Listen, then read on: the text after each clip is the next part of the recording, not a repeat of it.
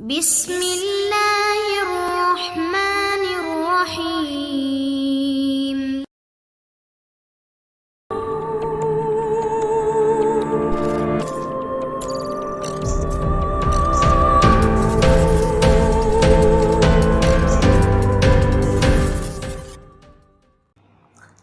السلام علیکم دوستو، Imran series novel calendar killer by Mazhar Kaleem. اگر آپ نے ابھی تک ہمارے چینل جاسوسی دنیا کو سبسکرائب نہیں کیا تو سبسکرائب کریں اور بیل آئیکن پر کلک کیجیے۔ نمبر 1 کا چہرہ غصے کی شدت سے سیاہ پڑ گیا تھا۔ اس کی آنکھوں سے شعلے نکل رہے تھے۔ مجرم نہ صرف خود لیبارٹری سے نکل گئے تھے بلکہ وہ اصل ڈاکٹر راشیل کو بھی لے جانے میں کامیاب ہو گئے تھے۔ یہ نمبر 1 کی زندگی کی پہلی ناکامی تھی اور اس کے لیے ڈوب مرنے کی بھی بات تھی کہ اس لیے وہ غصے سے کھول رہا تھا، بلکہ اب اس کے لیے ضروری ہو گیا تھا کہ وہ ان مجرموں کو نہ صرف فوری گرفتار کرے بلکہ اصل ڈاکٹر راشیل کو بھی حاصل کرے، کیونکہ ڈاکٹر راشیل ایک اہم ترین فارمولے پر کام کر رہا تھا اور اس کی عدم موجودگی لیبارٹری کے لیے زبردست نقصان کا باعث تھی۔ یہی وجہ تھی کہ وہ لیبارٹری کا انتظام ٹام کے سپرد کر کے بوشارو ہیڈ کوارٹر پہنچ گیا تھا۔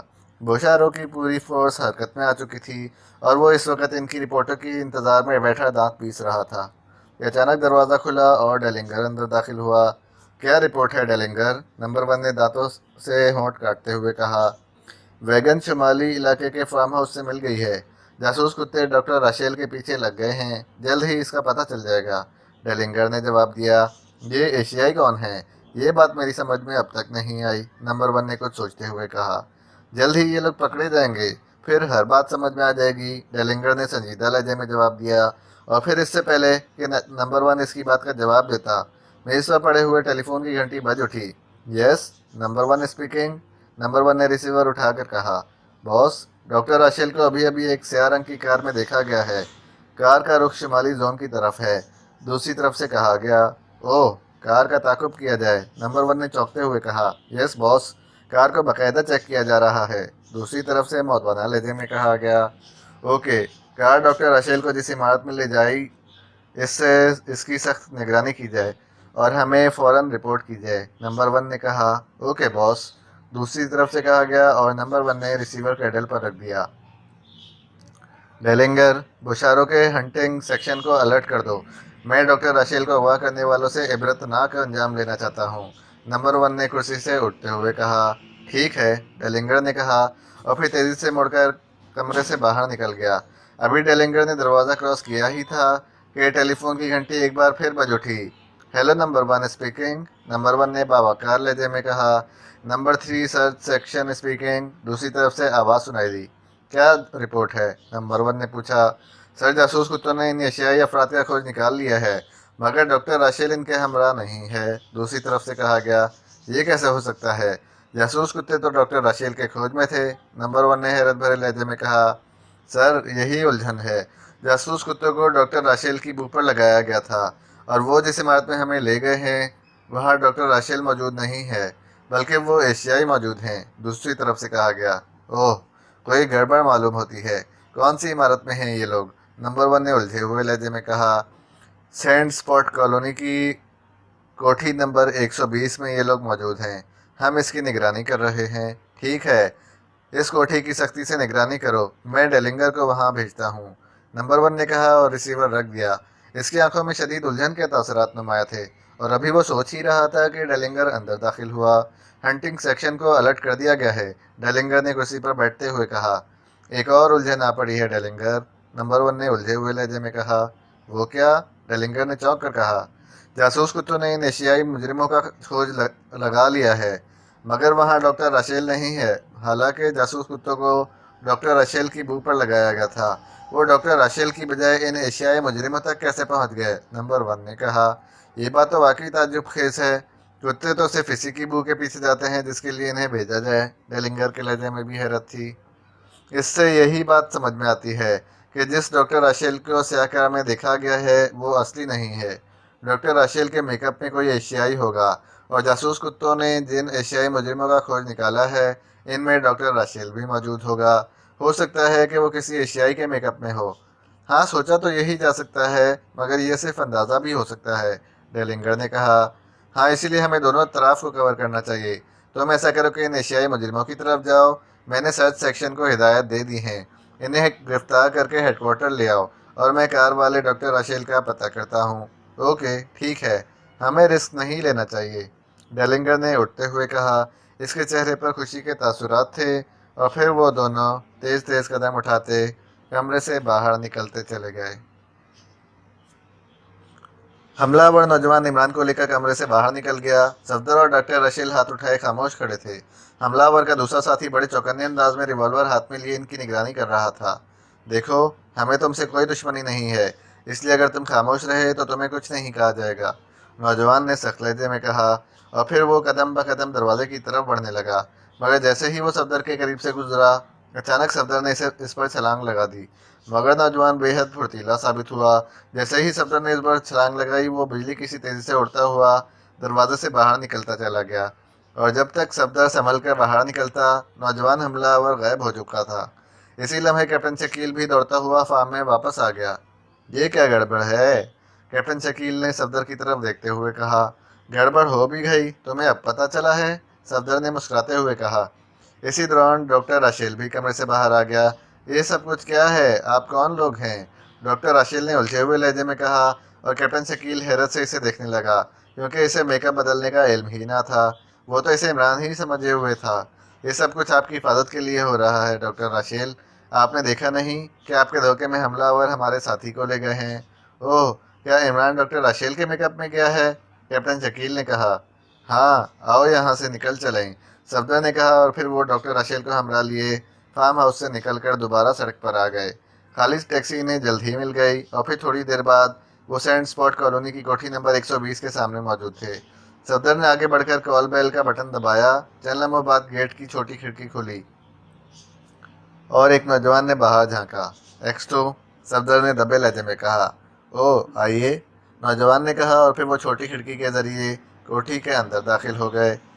कोठी का लॉन खाली पड़ा हुआ था, अलबत्ता पोर्च एक वैगन लिए हुए था जिस पर किसी ऐसी फर्म का निशान बना हुआ था जो खेतों पर कीड़े मार अद्वियात छिड़कने का काम करती थी। नौजवान की रहनुमाई में वो कोठी के अंदर पहुंच गए। हॉल में एक गैर मुल्की नौजवान मौजूद था। मिस्टर इमरान, आपका शिकार साथ नहीं आया? गैर मुल्की नौजवान ने डॉक्टर राशेल से मुखातिब होकर कहा, जो इमरान के मेकअप में था। इमरान साहब शिकार के मेकअप में शिकार होने चले गए हैं, सफदर ने मुस्कुराते हुए जवाब दिया। ओह, मैं समझ गया, फिर क्या बाकी प्रोग्राम पर अमल किया जाए? गैर मुल्की नौजवान ने सर हिलाते हुए कहा।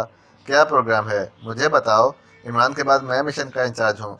फिर आप मेरे साथ आइए, गैर मुल्की नौजवान ने सर हिलाते हुए कहा। और फिर सफदर को हमरा लिए एक और कमरे में आ गया। आपके मेकअप में मेरे साथी यहाँ रहेंगे और आप इनके मेकअप में इमरान साहब की चेकिंग के लिए चलेंगे, गैर मुल्की नौजवान ने तफसीलात बताते हुए कहा। ठीक है, फिर जल्दी करें, क्या डॉक्टर राशेल को भी साथ रखना पड़ेगा? सफदर ने पूछा। हाँ, इमरान साहब की यही हिदायत थी, गैर मुल्की नौजवान ने कहा। ठीक है, जैसे इन्होंने कहा है वैसा ही करें, मगर जल्दी, मुझे खतरा है इमरान साहब किसी बड़ी मुश्किल में ना फंस जाएं, सफदर ने कहा। ओके, आइए मेकअप रूम में चलते हैं, गैर मुल्की ने जवाब दिया। और फिर थोड़ी देर बाद सफदर, कैप्टन शकील और इमरान के मेकअप में गैर मुल्की के साथ वहीं कोठी में रह गए और डॉक्टर राशेल, सफदर और कैप्टन शकील इसके साथियों के मेकअप में कोठी के पुष्ट पर आ गए। यहाँ इसी कैप कंपनी का एक हेलीकॉप्टर मौजूद था। गैर मुल्की, जिसका नाम राफेल था, सीट पर बैठ गया और वो तीनों इसके साथ ही हेलीकॉप्टर पर सवार हो गए और हेलीकॉप्टर फ़ज़ा में बुलंद होता चला गया। राफेल ने फ़ज़ा में बुलंद होते ही सामने डैशबोर्ड पर एक सुर्ख रंग का बटन दबा दिया। बटन दबते ही डैशबोर्ड पर एक छोटा सा डायल रोशन हो गया, जिसके शुमाली सिरे पर सुर्ख रंग का नुक्ता जल बुझ रहा था। इमरान साहब यहाँ मौजूद हैं, राफेल ने सुर्ख रंग के नुक्ते की तरफ इशारा करते हुए कहा। ओह, क्या इमरान साहब की बातचीत सुनी जा सकती है? अभी नहीं, अभी हम इनके खुसूसी ट्रांसमीटर की रेंज में नहीं आए। टारगेट से अभी हम 100 मील दूर हैं, राफेल ने हेलीकॉप्टर की रफ्तार तेज़ करते हुए कहा। और सफदर ने सर हिला दिया। वो समझ गया था कि इमरान ने डॉक्टर राशेल के मेकअप में अगवा होने का प्रोग्राम पहले ही तय कर लिया था। स्याह रंग की कार बड़ी तेज रफ्तारी से तारकोल की सड़क पर दौड़ती जा रही थी। इमरान यूँ इत्मीनान से बैठा हुआ था जैसे दुश्मनों की बजाय दोस्तों के साथ कहीं पिकनिक मनाने जा रहा हो। इसकी ज़बान इसलिए खामोश थी कि वो डॉक्टर राशेल के मेकअप में था اور کیلنڈر کلر تک پہنچنے سے پہلے وہ کوئی ایسی حرکت کرنا نہیں چاہتا جس سے یہ لوگ مشکوک ہو جائیں۔ کار کا رخ شہر کے شمالی حصے کی طرف تھا۔ پچھلی نشست پر بیٹھے ہوئے نوجوان کا ریوالور ابھی تک اس کی پسلیوں سے ٹکرا رہا تھا۔ ڈاکٹر راشیل، کیا تمہیں علم ہے کہ تم کن لوگوں کے درمیان جا رہے ہو؟ کار چلانے والے نوجوان نے خاموشی کا پردہ چاک کرتے ہوئے کہا، مجھے تو سمجھ نہیں آ رہی کہ آخر یہ سب کیا ہو رہا ہے۔ لیبارٹری سے نمبر 1 کے ساتھ باہر نکلا، فارم ہاؤس میں پہنچ کر نمبر 1 جعلی نکلا، وہ کوئی ایشیائی تھے اور پھر تم آن ٹپکے اور مجھے ان سے چھین کر لے آئے، عمران نے بڑے سنجیدہ لہجے میں کہا۔ تم نے کبھی کیلنڈر کلر کا نام سنا ہے؟ نوجوان نے مسکراتے ہوئے کہا۔ Calendar colour? وہ کیا ہوتا ہے؟ عمران نے چونکنے کی شاندار اداکاری کرتے ہوئے کہا۔ باٹو، اسے کچھ بتانے کی ضرورت نہیں، باس خود ہی بات کرے گا، پیچھے بیٹھے ہوئے جونی نے کار چلانے والے سے مخاطب ہو کر کہا، اور باٹو نے سر ہلا دیا۔ عمران بھی خاموش ہو گیا۔ وہ سوچ رہا تھا کہ صفدر اور کیپٹن شکیل بروقت پہنچ سکیں گے یا نہیں۔ وہ رافیل کو پورا منصوبہ سمجھا آیا تھا اور اس کے ہاتھ میں بندھی ہوئی گاڑی ہیلی کاپٹر کی رہنمائی آسانی سے کرے گی۔ اسے اس بات کی زیادہ فکر بھی نہیں تھی کیونکہ اسے بہرحال اپنی صلاحیتوں پر مکمل بھروسہ تھا، اس لیے مسئلہ صرف کیلنڈر کلر کو بل سے باہر نکالنا تھا، اور اب وہ خود بخود باہر آ رہا تھا۔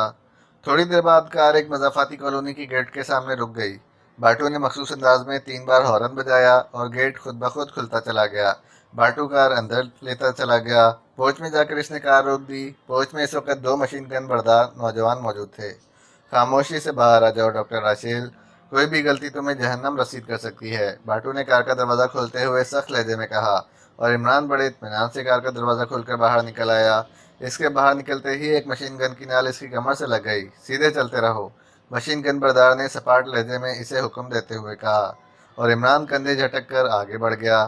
مشین گن بردار مختلف کمروں سے اسے گزار کر ایک کمرے کے دروازے پر لے آیا۔ اس کمرے کے دروازے پر 2 مشین گن بردار موجود تھے۔ انہوں نے انہیں اپنی طرف آتا دیکھ کر جھٹکے سے دروازہ کھول دیا اور عمران اسی کمرے میں داخل ہو گیا۔ کمرے میں ایک میز کے پیچھے 4 لہیم شہیم آدمی بیٹھے ہوئے تھے۔ ان کے چہروں پر درشتی اور کرختگی کے آثار نمایاں تھے۔ میز کے سامنے کچھ قدم ہٹ کر ایک خالی کرسی موجود تھی۔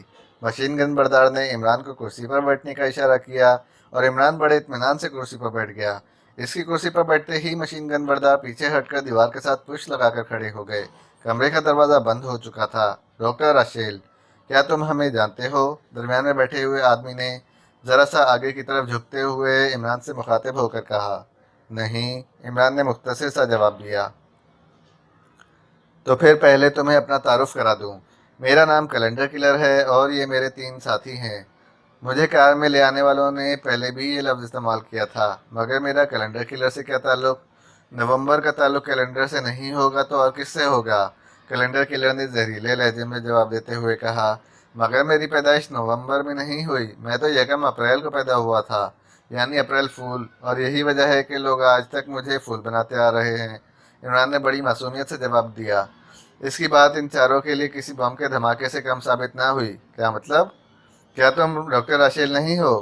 جہاں تک مجھے یاد ہے ڈاکٹر راشیل بھی نومبر میں پیدا نہیں ہوا تھا، اگر ہوا بھی تھا تو تمہیں کیا؟ عمران نے مسکراتے ہوئے کہا، اوہ، یقیناً یہ اصل ڈاکٹر راشیل نہیں ہے، ورنہ نومبر کا لفظ سنتے ہی اس کے ہوش اڑ جاتے، کیلنڈر کلر نے بے چین لہجے میں کہا۔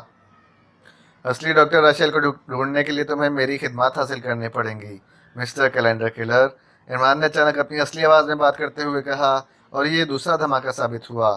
وہ چاروں بجلی کسی تیزی سے اٹھ کر میز کے پیچھے سے نکل کر اس کی طرف بڑھے۔ کون ہو تم؟ کیلنڈر کلر نے اس کے قریب آ کر بڑے سخت لہجے میں کہا۔ کیلنڈر میکر، عمران نے بڑے معصوم سے لہجے میں جواب دیا، اور کیلنڈر کلر کا ہاتھ بے اختیار گھوم گیا، مگر عمران ایسی سچویشنز کے لیے ہر وقت تیار رہتا تھا۔ وہ تیزی سے جھک گیا اور کیلنڈر کلر کا ہاتھ فضا میں ہی گھوم کر رہ گیا۔ عمران نے نیچے جھکتے ہی کرسی سے اٹھنے کی کوشش کی، مگر دوسرے لمحے اس کے حلق سے ایک طویل سانس نکل گیا۔ وہ سمجھ گیا کہ کرسی میں میگنیٹ سسٹم کام کر رہا ہے، اور جب تک وہ لوگ نہ چاہیں وہ کرسی کی گرفت سے آزاد نہیں ہو سکتا۔ باس، یہ آدمی جس دلیری اور اطمینان سے یہاں آیا ہے، اس سے ظاہر ہوتا ہے کہ یہ اکیلا نہیں ہے، قریب کھڑے ہوئے نوجوان نے باس سے مخاطب ہو کر کہا۔ ہاں واقعی، کیلنڈر کلر نے اپنے آپ پر قابو پاتے ہوئے کہا۔ ویسے وار کھالی جانے کی خجالت کے تاثرات ابھی تک اس کے چہرے پر موجود تھے۔ اس کا مطلب ہے کسی بھی وقت ہم پر حملہ ہو سکتا ہے، اس کے ساتھی یقیناً کہیں آس پاس ہوں گے، پشت پر کھڑے ہوئے آدمی نے کہا، اور پھر اس سے پہلے کہ عمران صورتحال سمجھتا اس کے سر کے پچھلے حصے پر قیامت ٹوٹ پڑی۔ بڑی شدید ضرب تھی۔ عمران نے سر جھٹک کر اپنے آپ کو سنبھالنے کی کوشش کی، مگر دوسری اور پھر تیسری ضرب کے بعد اس کے ذہن میں تاریکیاں چھاتی چلی گئیں۔ آخری آواز جو اس کے کان سے ٹکرائی وہ کیلنڈر کلر کی تھی، جو اپنے ساتھی سے کہہ رہا تھا کہ اسے ختم مت کرو، ڈاکٹر اشیل کا پتہ اسی سے لگے گا۔